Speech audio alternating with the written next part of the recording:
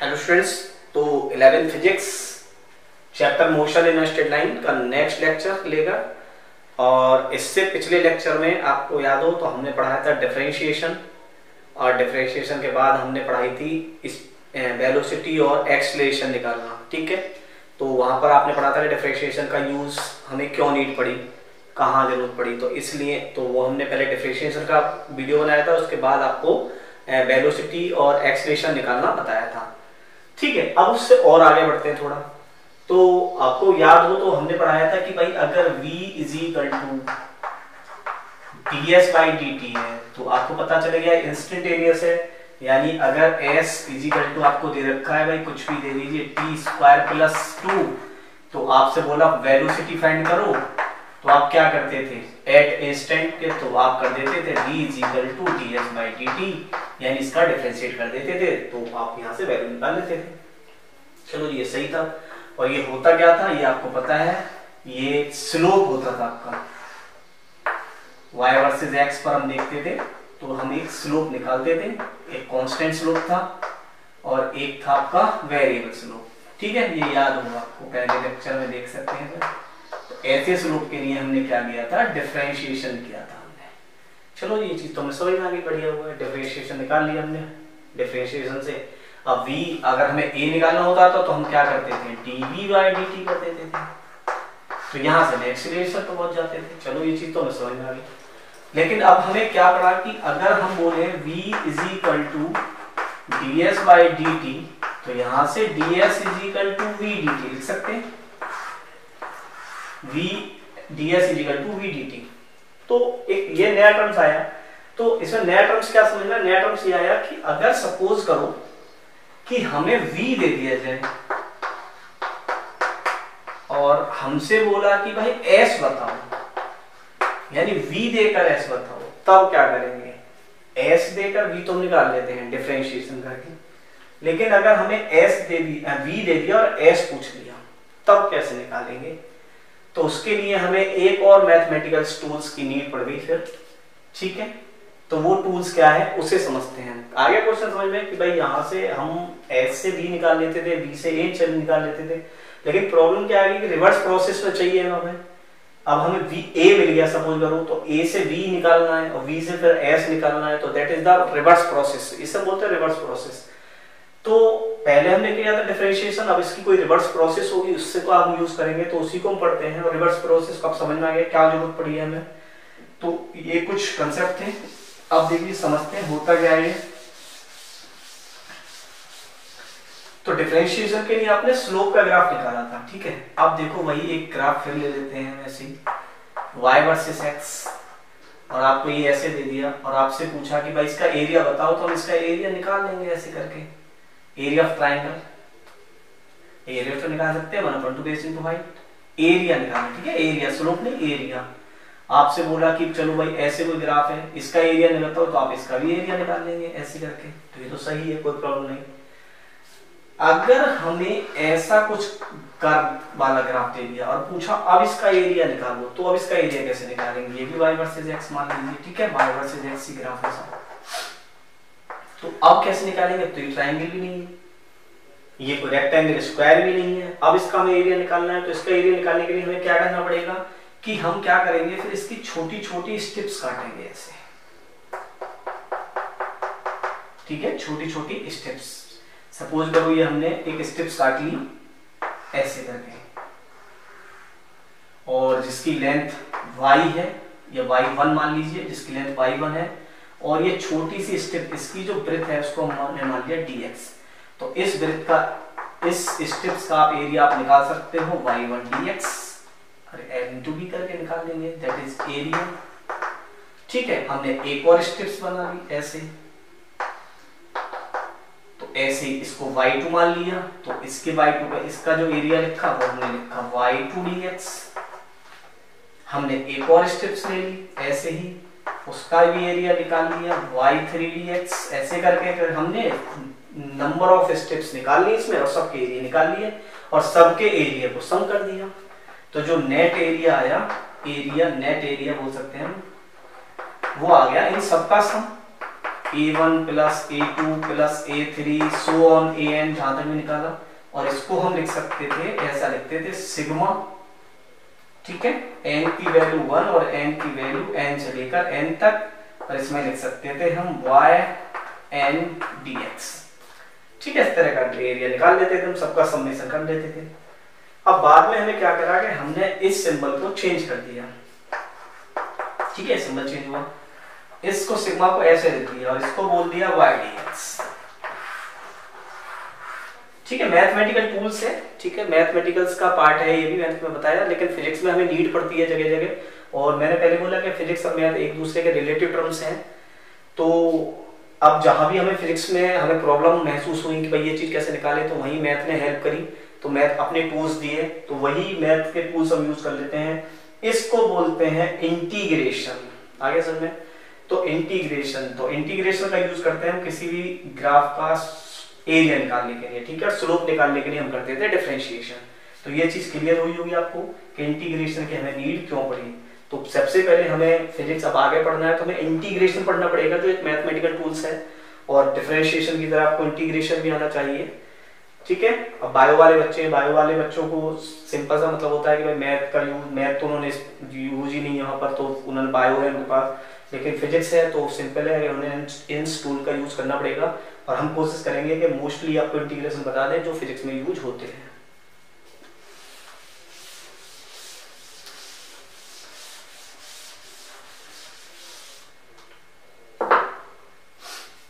तो हमें पढ़ना पड़ेगा इंटीग्रेशन, और पहले पढ़ा था आपने डिफरेंशिएशन। अब इसको हम इंटीग्रेशन को बोल देते हैं रिवर्स प्रोसेस ऑफ डिफरेंशिएशन। ये डिफरेंशिएशन का रिवर्स ही है, ठीक है, ज्यादा इसमें परेशान होने की जरूरत नहीं है कि पहले इतने पढ़े थे अब इतने पढ़े, कुछ नहीं, इसका रिवर्स है थोड़ा सा, तो हमें थोड़ा सा रिवर्स पढ़ना है इसी में। तो याद करो कि अब इंटीग्रेशन पढ़ना है, तो इंटीग्रेशन में भी हमें कुछ फॉर्मूले याद कंफर्म करने हैं। तो पहला इंपॉर्टेंट फॉर्मूला इसमें भी वही है जो उसमें था, y = x की n, ठीक है, ये हमने डिफरेंशिएशन में पढ़ा था। तो अगर हम इसमें इंटीग्रेशन में लिखेंगे तो इंटीग्रेशन में इसको लिखेंगे y = x की n dx, ठीक है, ये इसका सिंबल है ऐसे। तो y = x की n dx। चलो जी, अब इसको अगर हम इंटीग्रेशन करते हैं तो इसका फॉर्मूला होता है x की n + 1 अपॉन n + 1 और प्लस c। ये c क्या है? हमारे पास डिफरेंशिएशन तो देखो एक ही टाइप के थे, लेकिन इंटीग्रेशन हमारे पास आप तो देख रहे हो दो होते हैं, एक डेफिनेट होते हैं, एक इनडेफिनेट होते हैं, ठीक है, एक डेफिनेट और एक इनडेफिनेट। डेफिनेट जिनकी निश्चित लिमिट और एक इनडेफिनेट जिनकी लिमिट निश्चित ना हो, ठीक है, यहाँ पर लिमिट है। तो एक होते हैं डेफिनेट और एक होते हैं आपके इनडेफिनेट। तो यही प्रॉब्लम आ गई। तो ये सी उन्हीं में लगाते हैं कि जिनकी हमारे पास लिमिट ना हो, कहां से कहां तक चलना है, तो उसमें हम एक सी लगाते थे, इसे बोलते हैं इंटीग्रेशन कांस्टेंट। तो फॉर्मूला हो गया हमारा x की n + 1 n + 1 प्लस c। तो सिंपल, अब जैसे बोले आपसे कि y = x², इसका इंटीग्रेशन करना है तो आप कर दीजिए y = x² dx। तो ये हो गया आपका x की 2 + 1 अपॉन 2 + 1 प्लस c, तो x³ प्लस c, ये हो गया आपका इंटीग्रेशन। और देखिए आपको करना है y = x की 4 dx, ठीक है, आपको क्लियर हो गया होगा। तो क्या करना होता है, सिंपल x की 4 + 1 अपॉन 4 + 1 प्लस c, तो दैट इज x की 5/5 प्लस c। ये c वहीं तक लगाते चलोगे जहां तक कि आपके पास, ठीक है, लिमिट नहीं है। लिमिट आ जाएंगे तो फिर हमें c की कोई नीड नहीं है। तो और देखिए और क्या कर सकते हैं, y =√x dx, ऐसा भी लिख सकते हैं। तो इसका अगर हम इंटीग्रेशन करेंगे तो आपको पता है हम इसको लिख सकते हैं y =x की 1/2 dx। तो इसका इंटीग्रेशन हो गया x की 1/2 + 1 अपॉन 1/2 + 1, ठीक है।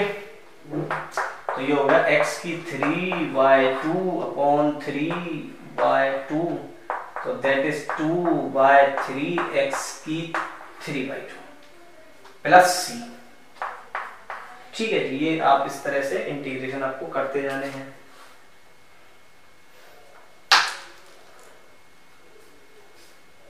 तो एक फॉर्मूला को समझ आ गया।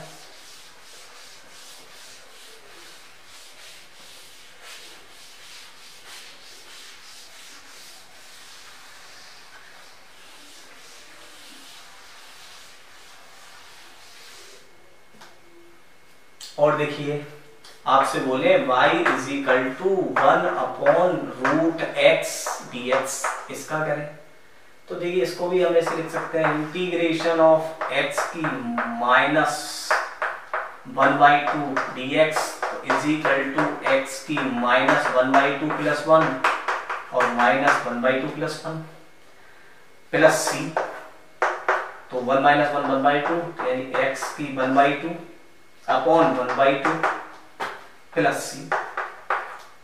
ठीक है, तो इस तरह से कर सकते हैं, तो ये हो सकता है। अच्छा जी, और देखिए और क्या करना होता है, अगर हमें करना है y is equal to integration of 1/x dx, तो याद रखना है इसका इंटीग्रेशन होता है log e की x प्लस c। ठीक है, ये याद रखना है। वहां पर डिफरेंशिएशन था, log x का डिफरेंशिएशन क्या होता था 1/x, तो 1/x का इंटीग्रेशन क्या होगा log x, तो बिल्कुल सिंपल है, ये रिवर्स प्रोसेस है। ठीक है, अब इंटीग्रेशन में सिंपल से समझ आ रहा है कि ये वैल्यू रख सकते हैं हम यहाँ से, तो ये वैल्यू हो गई log x, मतलब 1/x क्या करोगे तो log e की x मोड में।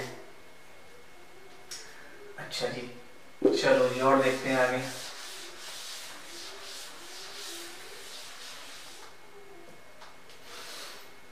अब जैसे मैं बोल रहा था कि आपसे लिमिट और डेफिनेट और इनडेफिनेट का क्या रेंज होता है, तो उसको भी समझ लीजिए एक बार, इनडेफिनेट और इनडेफिनेट में क्या डिफरेंस होता है। तो डेफिनेट इनडेफिनेट में छोटा सा डिफरेंस है।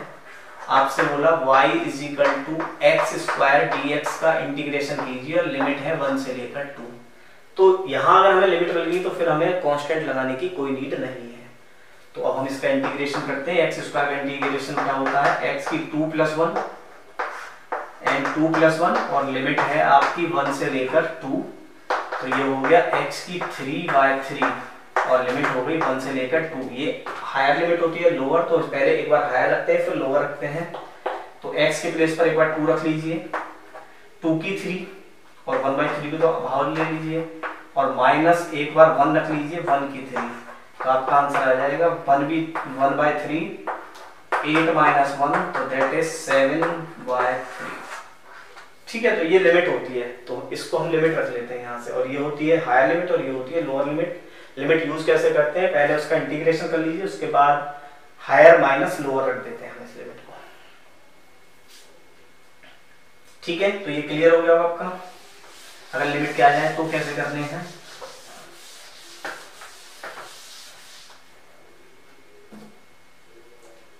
ठीक है, और देखिए और क्या होता है इसमें इंपॉर्टेंट, एक होता है कि जैसे आपसे बोला y is equal to integration of dx, खाली ये आ गया। तो अब कैसे करेंगे भाई, इसका क्या होगा, y is equal to integration dx, कुछ है ही नहीं। तो समझ लीजिए पहले आप, सब फिर आ जाएगा आपको। क्या हम इसको ऐसे नहीं लिख सकते, x की 0 × dx लिख सकते हैं, x की 0 1 ही होती है, 1 × dx।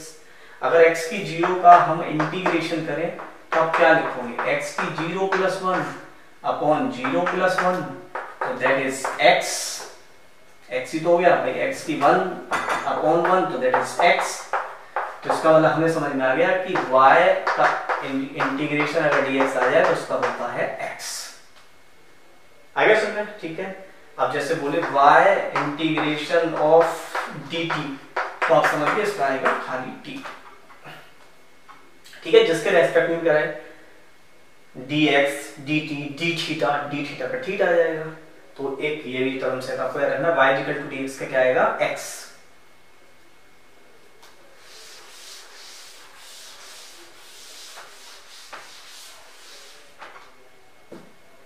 अच्छा जी, और क्या है इसमें, y is equal to integration of ex है। तो इंटीग्रेशन तुम्हें पता है कि भाई मैथ में बहुत लेंथी चैप्टर है, 3-4 चैप्टरों में जाकर कहीं समझाया गया है। तो फिजिक्स में इतना तो हम पढ़ेंगे नहीं, हम बस फिजिक्स में इतना ही पढ़ेंगे जितनी हमें नीड है। तो हम उतने ही इंटीग्रेशन को समझने की कोशिश कर रहे हैं जितने से हमारा फिजिक्स में काम चल जाएगा। ठीक है, कहीं आप सोचो ये फुल इंटीग्रेशन नहीं है, मैथ में 3-4 चैप्टर हैं तो ये तो बहुत लेंथी पड़ेगा उसको बनाना, तो हमें केवल उतना यूज करना है जितना हम फिजिक्स में काम चल जाएगा। तो आपसे बोले y इक्वल टू e की x dx, तो सिंपल सा मतलब है डिफरेंशिएशन e की x का क्या होता था, e की x, तो इंटीग्रेशन e की x का e की x ही होता है e की x प्लस c। ठीक है, तो y इक्वल टू e की x dx का इंटीग्रेशन हो गया e की x प्लस c। और देखिए y is equal to integration of 2x square dx, ऐसे दे दे आपको, तो सिंपल सा मतलब है कि हम y इज इक्वल टू 2 ऐसे नंबरों को बाहर निकालेंगे x स्क्वायर dx और इसका कर देंगे इंटीग्रेशन 2 बाहर, x का करोगे तो x की 2 + 1 अपॉन 2 + 1 और प्लस c। ठीक है, तो x की 2 अपॉन क्यूब, तो 2x की क्यूब अपॉन 3 प्लस c। तो ये चीज समझ में आ रही होगी आपके में, भाई अगर नंबर आ जाए तो आप उनको इजीली बाहर रख लीजिए, उनकी कोई नीड नहीं होती है। तो y equal to integration of, आपसे बोले 3 की x है dx, तो बहुत सिंपल हो गया, y इक्वल टू 3 को बाहर रखें e की x dx, और e की dx का होता है e की x, तो ये हो गया आपका आंसर 3e की x plus c।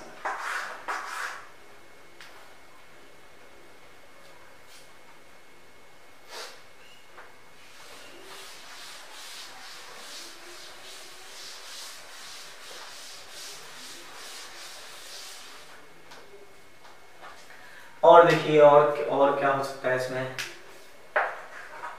y equal to integration of 4 dx, ऐसे दे दिया, तो आपको समझ आ गया क्या करना है, तो y इक्वल टू 4 और dx का इंटीग्रेशन करना है, dx का भी बताया था मैंने आपको, x होता है तो 4x प्लस c। ठीक है, तो ये सिंपल से।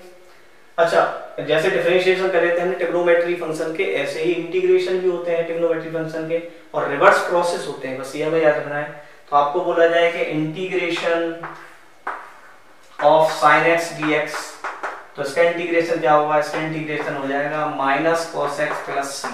वहां sin x का cos x होता था, ठीक है, तो sin x का यहाँ भी cos x है लेकिन माइनस लगेगा, वहां पर प्लस ही रहता था, तो रिवर्स प्रोसेस है। और आपसे बोला जाए कि cos x dx का इंटीग्रेशन कर दीजिए, तो ये हो जाएगा sin x प्लस c।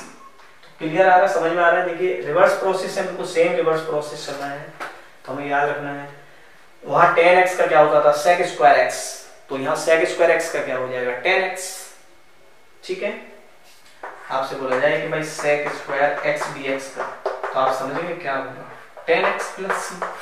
तो इस तरह से ये these are the reverse process of differentiation. ठीक है,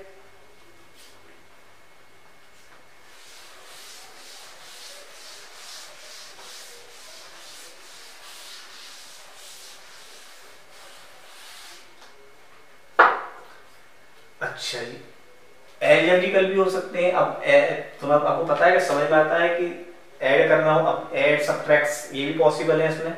अब एक ही क्वेश्चन थोड़ी नहीं मिलेगी एक ही टर्म्स में, हमें ऐसे मिल जाए y equal to integration of x square plus x, ठीक है, और लिमिट दे दे, चाहे चलो लिमिट भी ले लेते हैं 1 से 2, एक चलो पहले विदाउट लिमिट का कर लेते हैं, फिर एक लिमिट का बता देते हैं आपको, x square plus x dx, इसका हमें इंटीग्रेशन करना है। तो सिंपल है, हम इसको अलग अलग लिख लेंगे, y equal to integration of x square dx plus integration of x dx। ठीक है, जितने भी टर्म्स हैं उनको अलग अलग लिख लीजिए और इनका कर दीजिए इंटीग्रेशन। x स्क्वायर का इंटीग्रेशन क्या होगा, x की पावर 2 + 1 एंड 2 + 1 और प्लस इसका हो जाएगा x की power 1 + 1 upon 1 + 1 and plus c, अगर लिमिट नहीं है तो ये हो गया x की cube upon 3 plus x square upon 2 plus c। तो इस तरह से भी इजीली हम मतलब अलजेब्रा में ले जाएं तो आराम से सिंपली ऐड कर सकते हैं, सिंपली ऐड सब्ट्रैक्शन जो भी कुछ आ रहा हो उसके अंदर। ठीक है, और देख लीजिए और कर लेते हैं ताकि और आपके डाउट्स क्लियर हो जाए। y equal to x square plus e की x plus sine x integration of dx। ठीक है, तो देखिए इसका इंटीग्रेशन करना है तो सभी टर्म्स का कर लीजिए, y equal to x square dx plus e की x dx और plus integration of sine x dx। Clear है?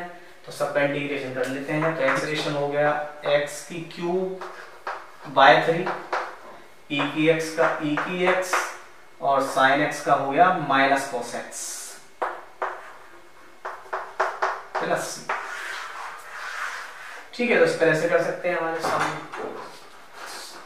प्लस माइनस सम डिफरेंस जो भी आए तो इसे इजीली हम सभी को अलग अलग कर लें और इस तरह से इंटीग्रेशन हमारा कंप्लीट हो जाता है। लिमिट आ जाए तो हम लिमिट भी रख लेंगे, कोई प्रॉब्लम नहीं लिमिट के लिए।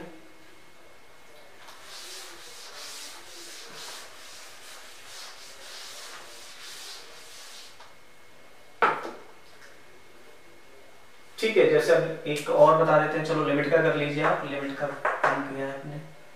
इंटीग्रेशन ऑफ लिमिट 1 से लेकर 0 से लेकर 2 मान लीजिए। ठीक है, और इसे मान लीजिए x square plus 3x dx।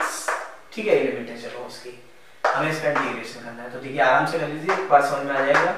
Integration of 0 से 2 x square dx plus integration of 0 से 2 3 को बाहर ले लीजिए, x अंदर रख दीजिए dx। क्लियर है? तो देखिए एक्स स्क्वायर का इंटीग्रेशन कर दीजिए। तो एक्स स्क्वायर का इंटीग्रेशन आपको पता है x की क्यूब अपॉन 3 आ जाएगा, 2 + 1 अपॉन 2 + 1। लिमिट है 0 से 2 प्लस 3 आउट है और x का करोगे तो एक्स स्क्वायर अपॉन 2 आ जाएगा और लिमिट है यहाँ भी 0 से 2। ठीक है, अब यहाँ प्लस सी की जरूरत है, प्लस सी की जरूरत नहीं है क्योंकि लिमिट है तुम्हारे पास, तो रख लीजिए। तो 1/3 को आउट रख लेते हैं। एक बार x के प्लेस पर 2 रखिए, 2 की 3 और एक बार 0 रख लीजिए, प्लस 3 1/2 को बाहर ले लीजिए। एक बार x के प्लेस पर 2 रख दीजिए, एक बार 0 रख दीजिए। That is answer. 2 की 3 यानी 8, 8/3 3/2 into 8 by 1। तो 8 से काट दीजिए 4 टाइम्स 4। अच्छा स्क्वायर है ये, सॉरी स्क्वायर कर लीजिए, स्क्वायर है देखिए यहाँ। और ये भी 8 की 3 की 2 सही है, 2 था सही है, 3 क्यूब और ये स्क्वायर है तो उसको लिख लीजिए 3/2 और 2 का स्क्वायर दैट इज 4। 2 से 2 काट दीजिए, 3 + 6 तो 8/3 + 6 और इसे 1 एलसीएम लेकर कर लीजिए। 3 8 + 6 3 = 18 18 और 8 26/3 आ रहा समझ में? ठीक है, तो एक बार लिमिट ये होती है देखो अपर लिमिट और ये होती है लोअर लिमिट। तो पहले रखेंगे 2 की 2, तो 2 की 2 4 हो गया, वो 0 रख दिया, 1/2 बाहर था, 3 पहले से बाहर था। तो इस तरह से हम क्वेश्चन को इजीली सोल्व कर सकते हैं लिमिट और विदाउट लिमिट।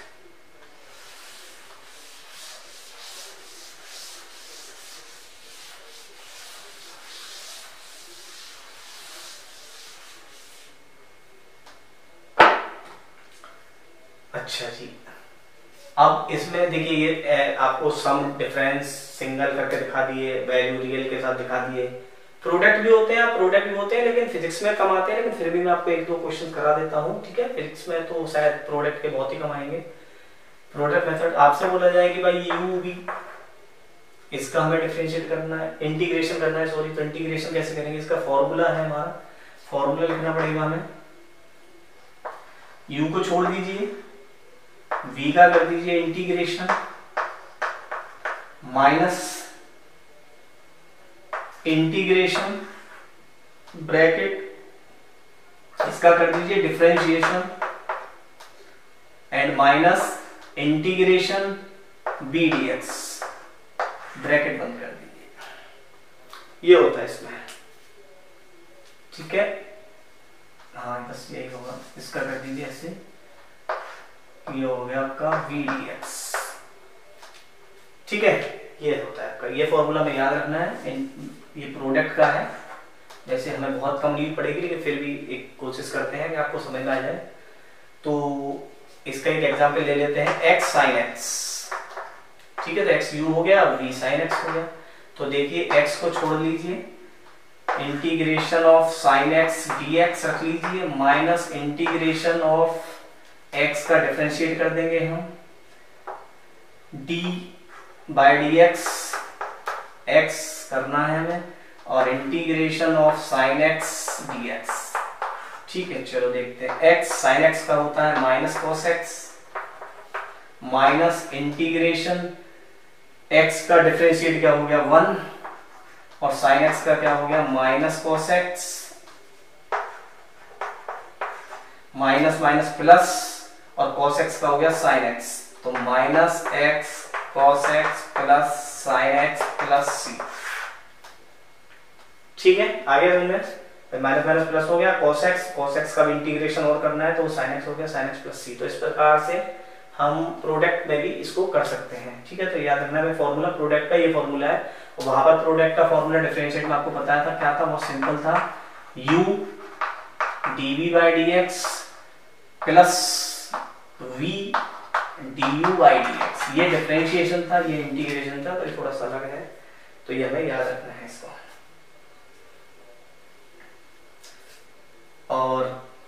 और देख लीजिए किसमें एक और कर लेते हैं। आपसे बोला इंटीग्रेशन ऑफ x e की x dx, तो हमें समझ में आ रहा है दोनों प्रोडक्ट है, दोनों का हो सकता है, पॉसिबिलिटी है। तो अब इसमें एक चीज और होती है याद रखना है प्रोडक्ट वाले में कि इसमें हम u और v ऐसे नहीं रख सकते। u और v का एक रूल होता है कि कौन u रहेगा कौन v रहेगा। ठीक है, वहां कोई प्रॉब्लम नहीं थी, वहां तो आप कैसे किसी को आगे ले लीजिए, लेकिन इंटीग्रेशन में ये भी है कि u कौन बनेगा और v कौन बनेगा, और इसके लिए हमें एक फॉर्मूला याद रखना होगा I8, यानी इनवर्स लॉगरिथम अलजेब्रा ट्रिग्नोमेट्री और एक्सपोनेंशियल। ठीक है, एक्सपोनेंशियल। तो जो पहले आएगा वो पहले आएगा, u और b, u वही बनेगा जो इसका आपस में पहले आएगा। तो देखो x क्या है अलजेब्रा है यहाँ पर और ex क्या है एक्सपोनेंशियल है, तो इसका मतलब e की x बनेगा v और x बनेगा u। आगे सर में तो पॉसिबिलिटी होता है कि ये भी याद रखना है हमें, तो ये u बनेगा ये v बनेगा, तो इसको हम रख लेते हैं। तो इसका इंटीग्रेशन करते हैं, x को बाहर ले लीजिए, e की x dx कर दीजिए माइनस इंटीग्रेशन ब्रैकेट लगा लीजिए, x का करना है डिफरेंशिएट और इंटीग्रेशन e की x का करना है हमें इंटीग्रेशन। क्लियर हो गया? तो देखिए x e की x का e की x माइनस x का इंटीग्रेशन x का डिफरेंशिएशन होता है 1 और e की x का e की x और e की x का फिर दोबारा डिफरेंशिएट करेंगे तो x e की x माइनस e की x प्लस c। ठीक है, तो ये समझ में आ गया होगा आपको, ये आपका प्रोडक्ट टूल था और ये आइलेट्स है।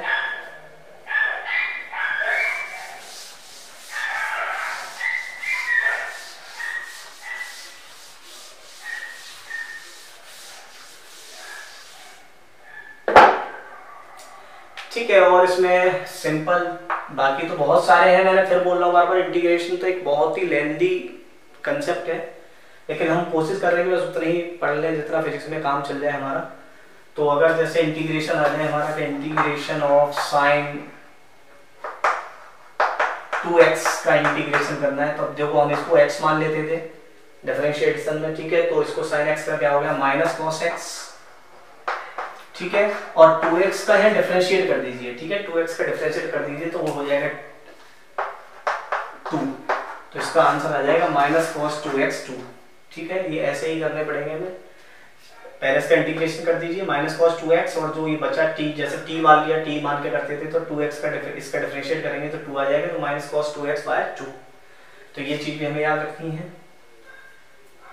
ठीक है, अब जैसे सपोज करो e की 2x आ जाए, e की 2x dx, इसका इंटीग्रेशन करना है तो हमें समझ में आ गया, पहले तो e की 2x का इंटीग्रेशन ही हो गया और फिर 2x को माना था t, तो इसका डिफरेंशिएट करना है, इसको आ गया 2, तो इसका आंसर आ गया e की 2x बाय 2। ठीक है, तो ये कंसेप्ट थे हमारे जो हमें फिजिक्स में यूज करने हैं, ये थे इंटीग्रेशन, और आई होप ये आपको क्लियर हो गए होंगे, और जैसे जैसे आप यूज करोगे तब ज्यादा क्लियर होते हैं। ठीक है, यहाँ तो भी लगता है कि रटना कुछ नहीं है, बस क्लियर होते जाएंगे जैसे जैसे आप यूज करोगे। तो इंटीग्रेशन हमें समझ में आ गया कि इंटीग्रेशन कैसे करने थे, वो डिफरेंशिएशन थे, ये इंटीग्रेशन थे। अब इसमें क्वेश्चन की कोई प्रॉब्लम नहीं है, आपसे बोले कि भाई v इज इक्वल टू है, अब देखिए फटाफट, v इज इक्वल टू है t square plus 1, v equal to t square plus 1, find s। ठीक है, डिस्प्लेसमेंट पूछ लिया आपसे, तो डिस्प्लेसमेंट आप निकाल सकते हैं। क्या करना पड़ेगा, हमें पता है v इक्वल टू क्या होता है ds बाई dt, तो ds इक्वल टू क्या हो जाएगा v dt, और इसका कर देंगे हम इंटीग्रेशन 0 से s। ठीक है, ऐसे ही होगा, सिंपल सा लिमिट देने की, तो ये हो गया 0 से आपका विदाउट लिमिट है तो c में रख लेंगे से, तो ये हो गया s is equal to integration t square plus 1 into d t. Limit है नहीं, अगर लिमिट होती तो लिमिट भी रख लेते हम। तो s is equal to t square का इंटीग्रेशन क्या होता है t की क्यूब बाय क्यूब और 1 dt, समझ रहे हो, 1 का क्या हो जाएगा t, यानी dt आएगा तो dt का t हो जाएगा, और इसमें क्या लगाना पड़ेगा प्लस c। क्लियर हो गया, s इक्वल टू टी की क्यूब फिर upon 3 plus T plus c। ठीक है, और ले लीजिए एग्जांपल।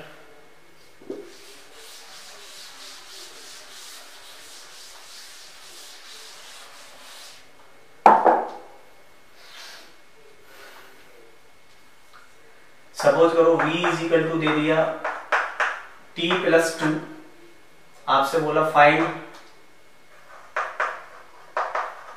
s। ठीक है, s फाइंड करना है, तो सिंपल क्या करेंगे, v is equal to ds by dt, so ds is equal to v dt, और कर देंगे इंटीग्रेशन, तो ds का इंटीग्रेशन होता है s is equal to integration of t plus 2 dt। ठीक है, तो s is equal to integration of t dt plus integration of 2 को बाहर ले लीजिए dt, तो s is equal to t का इंटीग्रेशन क्या होता है t स्क्वायर बाई 2 प्लस 2, और dt का इंटीग्रेशन होता है t, और क्या लगा देंगे प्लस c। जब तक लिमिट नहीं है जब तक हम c लगाते चले जाएंगे, कोई प्रॉब्लम, लिमिट आ जाएगी तो वैल्यू रख लेंगे। ठीक है, तो ये था आपका इस तरह से वेलोसिटी से डिस्प्लेसमेंट कैसे निकालना है। एक क्वेश्चन कर लेते हैं, एक्सीलरेशन से डिस्प्लेसमेंट निकाल लेते हैं।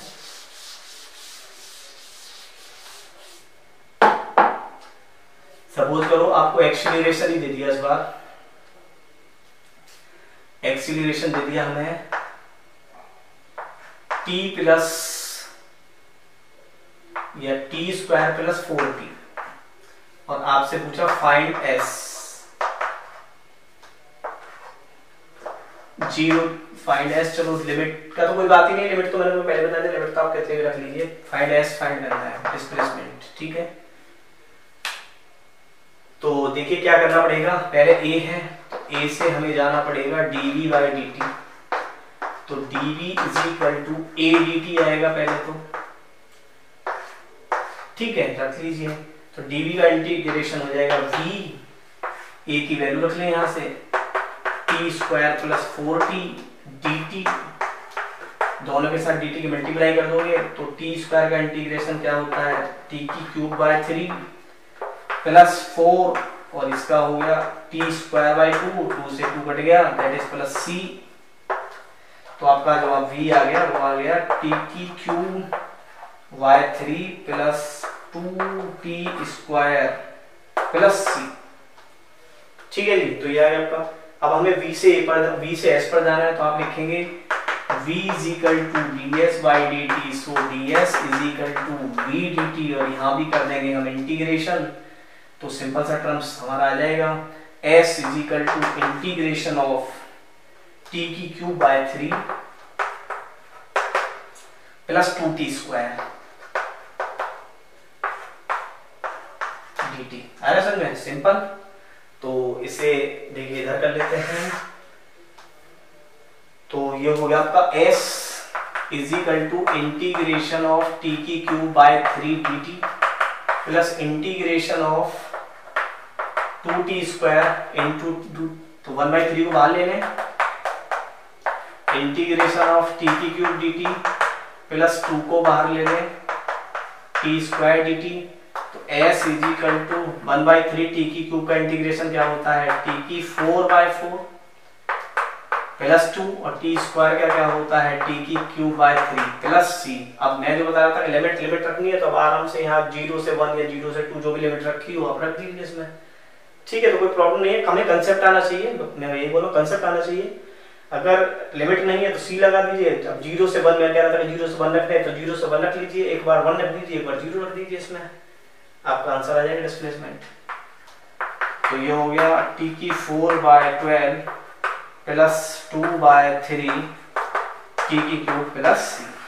ठीक है, तो लिमिट और विदाउट लिमिट में कोई प्रॉब्लम ही नहीं है, केवल हमें यहाँ इंटीग्रेशन आने चाहिए और एक्सीलरेशन वेलोसिटी और वेलोसिटी से डिस्प्लेसमेंट हम फाइंड कर सकते हैं। तो ये था हमारा सिंपल सा एक कांसेप्ट था, आपको बताया मैंने कि इंटीग्रेशन कैसे करते हैं और कैसे हमें वापस क्वेश्चंस को निकालना है एक्सीलरेशन से। तो ये कांसेप्ट आपका बिल्कुल क्लियर हो गया होगा। ठीक है, और अब आपको कुछ नहीं रखना, आप इजीली किसी भी बुक के क्वेश्चंस आप इजीली सोल्व कर सकते हैं।